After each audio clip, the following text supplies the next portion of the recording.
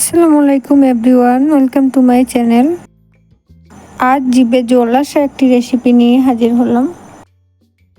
আজ করে দেখাবো কাঁচা আমের টক ঝাল মিষ্টি শরবত।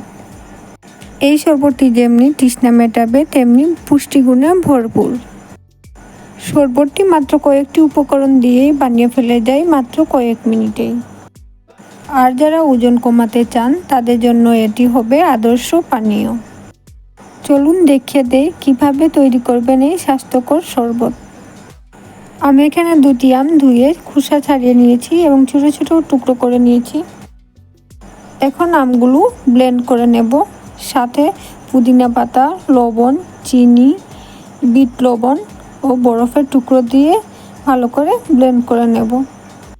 এখানে আপনারা আপনাদের পছন্দ মতো চিনি লবণ বাড়িয়ে কমিয়ে দিতে পারেন। আমি আমার পছন্দ মতো দিয়ে দিয়েছি। আমি এখানে 2টি আমের জন্য 1 কাপ চিনি, 1 চা চামচ লবণ, বিট লবণ, বরফের টুকরো ও পুদিনা পাতা দিয়ে দিয়েছি। সাথে 2 গ্লাস পানি অ্যাড করে দেব এবং ভালো করে ব্লেন্ড করে নেব।